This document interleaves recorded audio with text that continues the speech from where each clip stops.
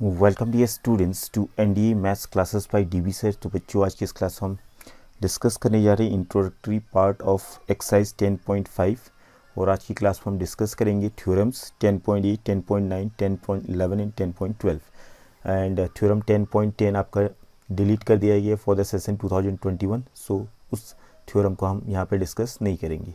Okay, तो start करते हैं आज की class without wasting much time with theorem 10.8। तो थ्योरम 10.8 क्या कहते हैं? The angle subtended bye an arc at the centre is double the angle subtended bye it at any point on the remaining part of the circle. Means यहाँ पे एक circle हमने बनाए रखा है, नीचे में आप देख रहे होंगे। मान लेते हैं इसका सेंटर हो गया आपका O। ओके, और एक आर्क हम ले लेते हैं यहाँ, ठीक है। पॉइंट ये ले लिया हमने P, दूसरा पॉइंट यहाँ ले लिया Q। ओके, तो ये आपका आर्क हो गया, P से लेके Q तक एक आर्क हो गया आपका ये। अब इस आर्क के द्वारा जो एंगल सबटेंड होगा सेंटर पे, तो वो एंगल का नाम क्या होगा? Angle POQ। इस आर्क ने जो एंगल सबटेंड किया सेंटर पे वो हो गया एंगल POQ। ओके, पहली चीज़ समझिए, आर्क PQ ने सेंटर ऑफ द सर्कल पे क्या एंगल सबटेंड किया? Angle POQ। तो ये जो एंगल सबटेंड हुआ ये डबल होगा किसका? इसी आर्क द्वारा remaining part of the circle में जो एंगल सबटेंड होगा। Remaining part of the circle माने ऊपर वाला पार्ट। मीन्स अगर मैं इसको रेड कलर से वो कर लूँ, तो रेड कलर से मैं जिग-जैग करके ट्रक वो कर रहा हूँ, इसको देखिए आप। तो मैंने जिग-जैग मोशन में रेड कलर से पूरा कर दिया, तो ये आपका मेजर आर्क हो गया, ठीक है। PQ को छोड़ते हुए जो remaining part of the circle बचा, वहाँ पर अगर मैं कहीं पॉइंट ले लूँ कहीं पर भी, ठीक है। मीन्स P और Q को छोड़ते हुए और P और Q के बीच का जो मीन्स आर्क वाला रीजन है उसको छोड़ते हुए अगर मैं एक पॉइंट कहीं भी लूँ remaining part of the circle means red वाले जगह पे, तो सपोज़ कीजिए मैंने यहाँ पे ले लिया एक point, let it be R। तो PQ द्वारा R पे जो एंगल सबटेंड होगा वो क्या होगा? R पॉइंट पे एंगल PRQ, ठीक है। तो थ्योरम कहता है कि जो सेंटर पे एंगल सबटेंड हुआ वो डबल होगा उसका जो remaining part of the circle पे एंगल सबटेंड हुआ। यानी कि एंगल POQ ये सेंटर पे जो एंगल हुआ था सबटेंड वो हो गया, ये क्या होगा? डबल होगा किसका?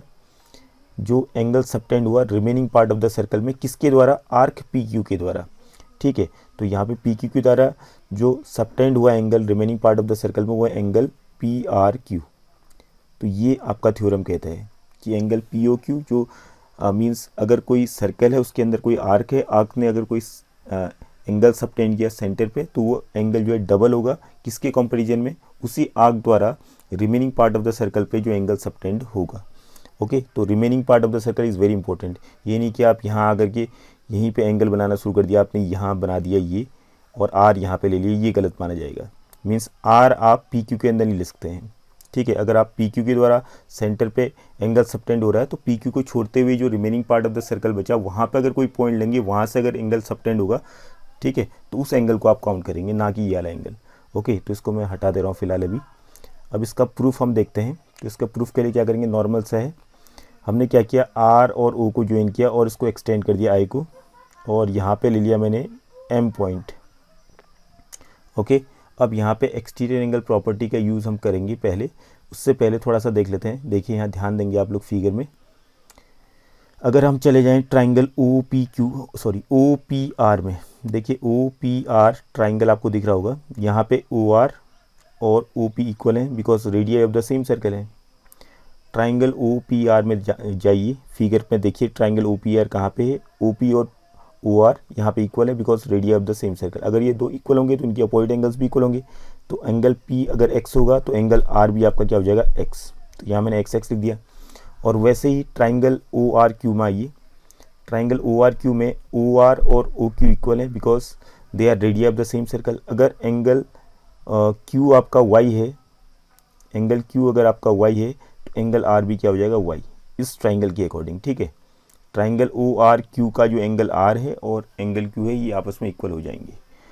अब चलते हैं हम यहाँ पे, मैं लिख देता हूँ नीचे में एंगल OPM को एंगल 1 और एंगल MOQ को एंगल 2।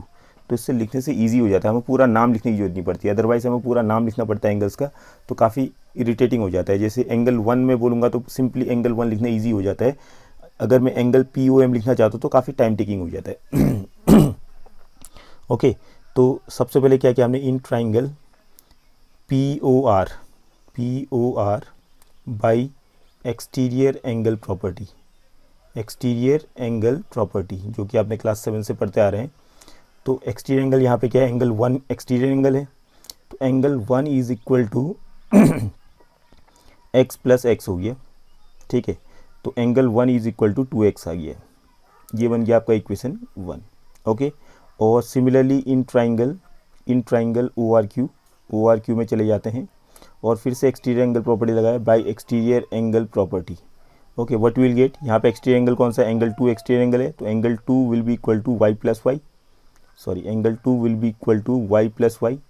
तो यहाँ से एंगल 2 कितना आ गया, एंगल 2 आ गया आपका y प्लस वाई 2y के बराबर, ये बन गया इक्वेशन नंबर 2। इक्वेशन 1 और 2 को ऐड कर लेते हैं, 1 प्लस 2, इक्वेशन 1 और 2 को ऐड किया हमने, तो angle 1 plus angle 2 is equal to 2x plus 2y आ जाएगा। एंगल 1 और एंगल 2 का फिगर को देखिए, एंगल 1 और एंगल 2 को कहाँ पे है, एंगल 1 ये है ग्रीन कलर से, एंगल 2 ये है, इन दोनों को जोड़ के पूरा कंप्लीट एंगल बन गया। इस पूरे एंगल का नाम क्या है, एंगल 1 और एंगल 2 को जोड़ने पे जो पूरा एंगल बना, इस एंगल का नाम है एंगल POQ। और 2 यहाँ पे कॉमन लेते हैं, x प्लस वाई बच गया, तो angle POQ is equal to 2। अब x और y को जोड़िए, अब यहाँ पे भी ग्रीन कलर से मैं जोड़ रहा हूँ, देखिए ऊपर टॉप में r यहाँ पे है, x ये वाला एंगल हो गया, ये वाला ग्रीन, और दूसरा वाला जो ग्रीन यहाँ पे ये y हो गया। इन दोनों एंगल को जोड़ के टोटल कौन सा एंगल बन गया, एंगल PRQ, ठीक है। तो x प्लस वाई की जगह पे हम लिख दिया angle PRQ, hence it is proved. Okay, तो होप दिस इज़ क्लियर। तो ये थ्योरम भी आपको समझ में आना चाहिए कि आर्क के द्वारा जो एंगल सबटेंड होता है सेंटर पे, वो डबल होता है किसका, उसी आर्क द्वारा remaining part of the circle पे जो एंगल सबटेंड होगा उसका। Okay, hope this is clear. Now इसके बाद चलते हैं हम नेक्स्ट थ्योरम 10.9। ओके, तो इसको थोड़ा सा पहले हम मिटा लेते हैं। Now come to theorem 10.9। तो तब तक आप देख लीजिए, पढ़ लीजिए इसको, थ्योरम क्या कहते हैं, जब तक हम इसको मिटा ना लें। ओके, तो थ्योरम 10.9 क्या कहता है, angles in the same segment of a circle are equal. Means कहने का मतलब है, चलो फिर से मैंने एक सर्कल बनाया, ठीक है, ये सर्कल बना दिया, सपोज कीजिए इसका सेंटर हो गया, और मैंने यहाँ पे एक आर्क ले लिया, आर्क मान लेते हैं मैंने यहाँ पे PQ आर्क ले लिया, P, और ये आपका पॉइंट हो गया Q, ठीक है। आर्क आप कहीं भी ले सकते हैं, जो नहीं कि जैसे मैंने लिया ऐसे ही होगा, छोटा बड़ा कुछ भी हो सकता है आर्क, ठीक है। तो एक आर्क ले लिया, तो थ्योरम कहता है angles of the same segment are equal. Means इस आर्क के द्वारा remaining part of the circle पे अगर आप कहीं पे भी कोई भी पॉइंट ले लें, ठीक है, remaining part of the circle यानी कि once again I am telling you, PQ को छोड़ते हुए जो बचा वाला हिस्सा है आर्क का, सर्कल का, सॉरी, PQ को छोड़ते हुए, आर्क PQ को छोड़ते हुए जो बचा हुआ हिस्सा है सर्कल का, वहाँ पर अगर आप कहीं पर भी पॉइंट ले लें और उसके द्वारा यहाँ पे एंगल सबटेंड कर लें वहाँ पे PQ के द्वारा, तो वो एंगल्स हमेशा इक्वल होंगे। यानी कि सपोज़ कीजिए मैंने यहाँ पे ले लिया P point, sorry R point, और यहाँ ले लिया S पॉइंट, ठीक है। तो PQ द्वारा R पे जो एंगल सबटेंड होगा वो हो गया आपका एंगल PRQ, और PQ द्वारा S पे जो एंगल सबटेंड होगा तो वो हो जाएगा PSQ। तो ये एंगल्स आपस में इक्वल होंगे। अगर आप और कोई पॉइंट लेना चाहते हैं यहाँ पे, जैसे मैंने यहाँ पे ले लिया T, अब T पे भी अगर जो एंगल सबटेंड होगा PQ की तरह, वो भी इनके बराबर आएगा। Means angles of the same segment are equal, इसको बोलते हैं angles of the same segment are equal. तो आपने पकड़ ली हुई कहानी, आर्क को देखना आपने, आर्क के एंड पॉइंट से देखिए, और remaining part of the circle में कहीं पर भी पॉइंट्स ले लीजिए, 2 पॉइंट, 3 पॉइंट, 4 पॉइंट, 5 पॉइंट, उससे ज़्यादा पॉइंट ले लिए, जितने लेना चाहें। अगर वहाँ पे जो एंगल सबटेंड कराएंगे आप PQ के द्वारा, वो एंगल सारे के सारे क्या होंगे, इक्वल होंगे। तो मैं फ़िलहाल यहाँ पे प्रूफ के लिए केवल 2 ही लेता हूँ, तो T वाले को मैं हटा देता हूँ फ़िलहाल। ओके, तो मुझे क्या यहाँ पे प्रूफ करना है, angle PRQ is equal to angle PSQ। तो ये सिंपल सा आपका, तो इसके लिए मैं क्या करूँगा, सेंटर से पी और क्यू को ज्वाइन कर दूंगा। ठीक है, तो ये सेंटर ओ से मैंने पी और क्यू को ज्वाइन किया। अब जैसे कि हमें मालूम है, ठीक है, सपोज़ करो इस एंगल को मैं एक्स मान लेता हूँ, एंगल पी ओ क्यू को। तो इससे पहला वाला जो थ्योरम हमने किया था, थ्योरम 10.8, उसका यूज़ यहाँ पर होगा इस थ्योरम के प्रूफ में। तो अब मुझे बताइए एंगल पी ओ क्यू जो सेंटर पे एंगल सबटेंड हुआ पी क्यू आर्क द्वारा, वो क्या होगा, डबल होगा किसका, जो कि remaining part of the circle पे सबटेंड हुआ, that means angle P R Q का।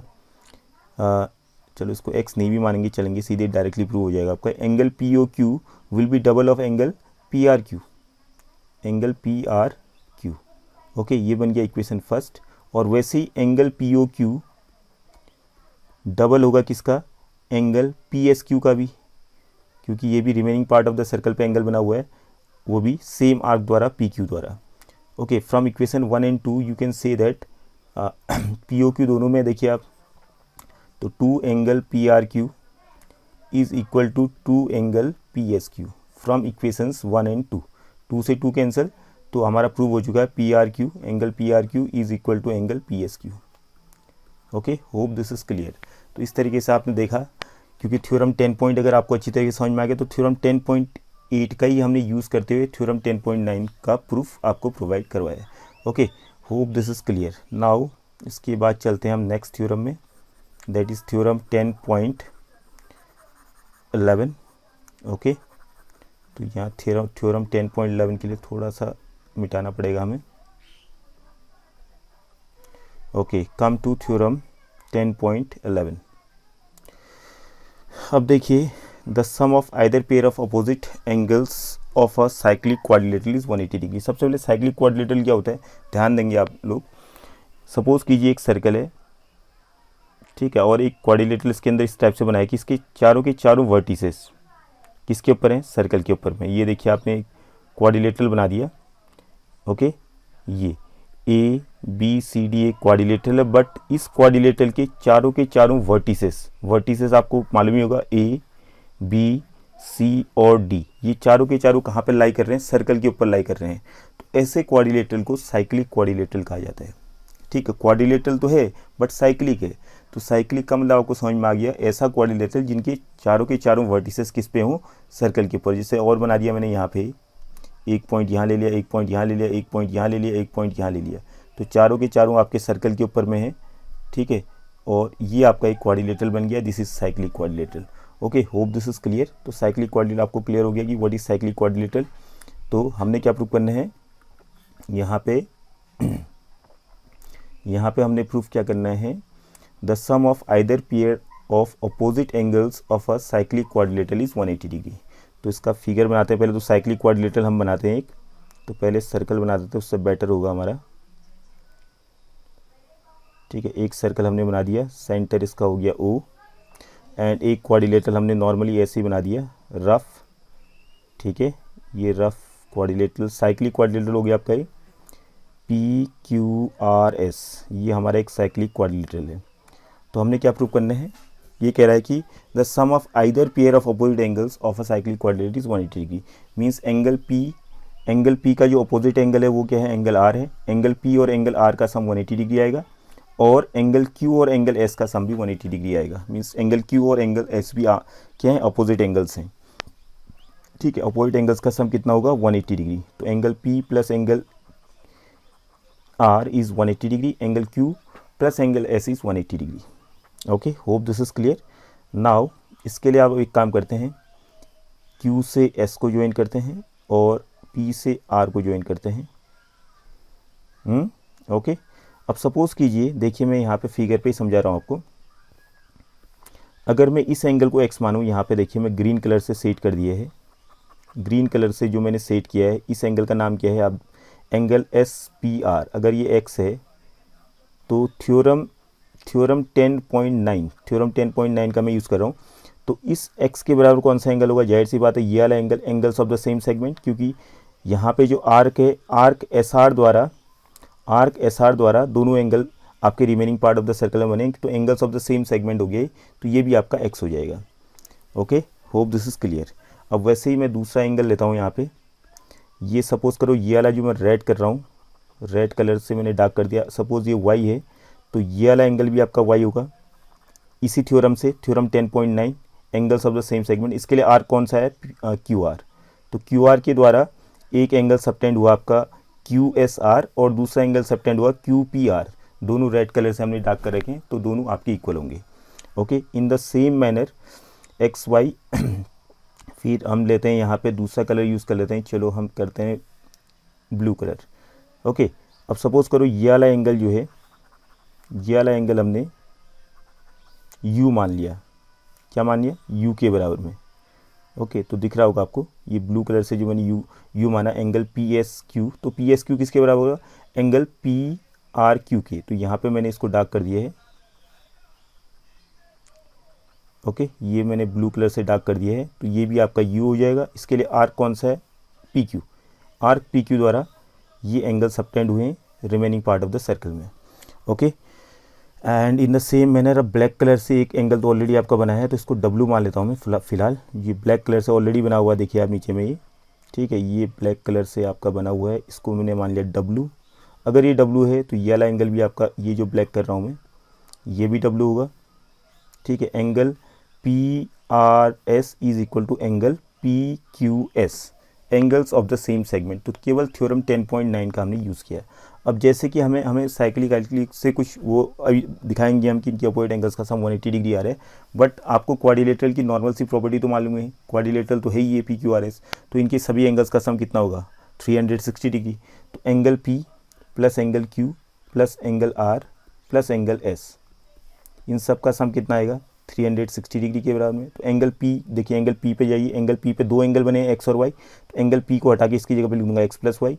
एंगल क्यू पे जाइए, एंगल क्यू पे दो एंगल बने डब्ल्यू प्लस एक्स, और एंगल आर पे जाइए, एंगल आर पे बना यू प्लस डब्ल्यू, और एंगल एस पे जाइए, यहाँ पे दो एंगल बने U plus Y is equal to 360 degree. Okay, X दो बार है 2x हो गया, वाई भी दो बार आप देखेंगे वाई प्लस वाई 2y, वैसे ही डब्ल्यू भी दो बार है 2w, प्लस वैसे ही आपका u भी दो बार है plus 2u is equal to 360 degree. 2 common ले लो, उस तरह भेज दो, तो बचेगा क्या, x plus Y plus W plus U is equal to 360 degree upon 2। 2 common लेके उस तरह भेज दिया, तो बचा क्या आपके पास, x plus Y plus W plus U is equal to 180 degree.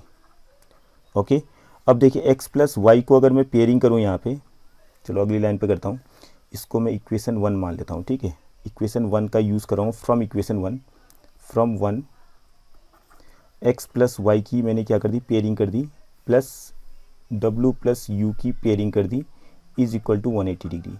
तो बताइए x प्लस वाई से कौन सा एंगल बन रहा है, फिगर में जाइए, एंगल p जो है x प्लस वाई से बन रहा है, x और y को जोड़ के एंगल p बन रहा है, तो x प्लस वाई की जगह पे एंगल p लिख दूंगा। w प्लस यू, देखिए नीचे में r पे जाइए, एंगल r पे देखिए w और u से एंगल r बना है, तो angle p plus angle r is equal to 180 degree आपका प्रूव हो चुका है।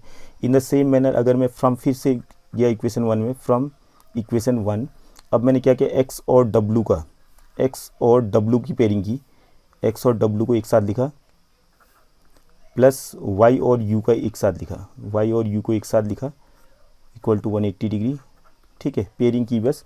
तो x प्लस डब्ल्यू से कौन सा एंगल बना है, देखिए x प्लस डब्ल्यू से बन रहा है एंगल q, और y प्लस u से बन रहा है आपका एंगल s, तो angle q plus angle s is equal to 180 degree. ये भी आपका प्रूफ हो चुका है।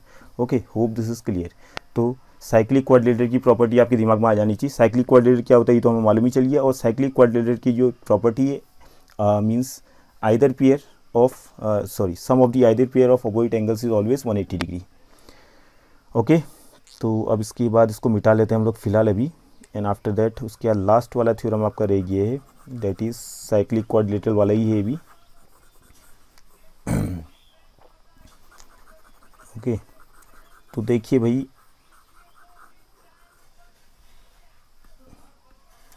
लास्ट थ्योरम, इसका प्रूफ वगैरह खुद ट्राई कर सकते हैं आप लोग।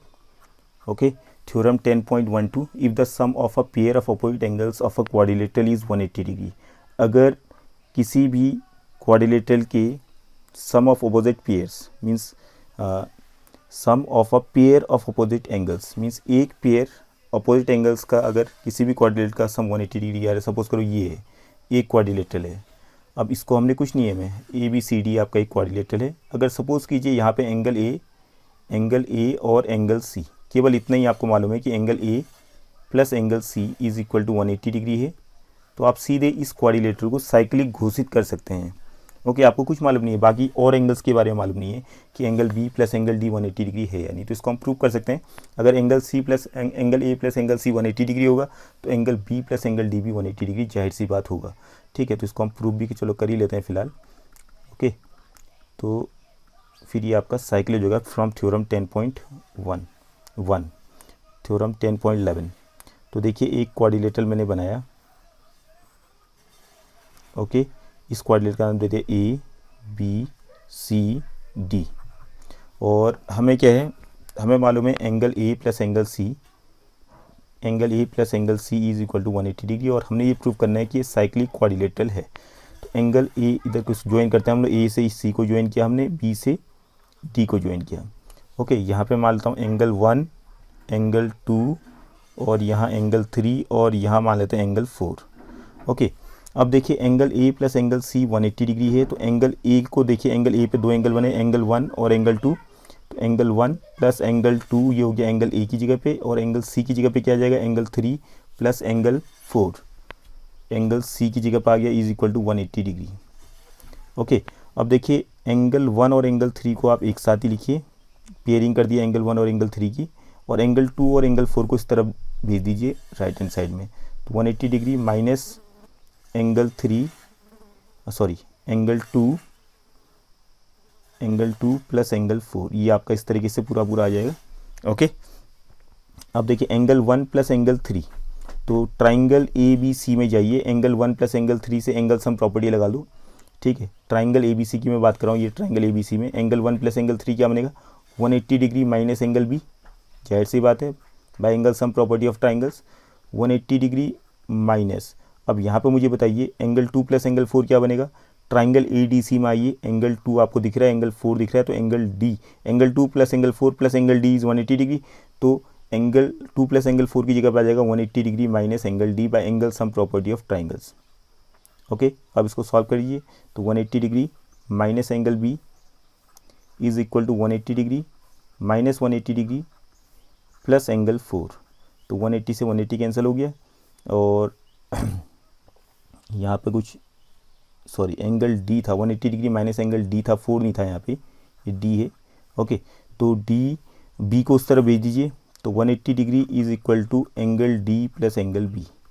तो हमारे पास ओनली गिवन क्या था, हमारे पास गिवन था angle A plus angle C, इन दोनों का सम 180 डिग्री, बट हमने यहाँ पे सॉल्व किया और उसका दिखा दिया कि एंगल B और एंगल D का सम भी 180 डिग्री बराबर आ रहा है, मीन्स जो other pair of opposite angles बचा उनका सम भी 180 डिग्री के बराबर आ रहा है।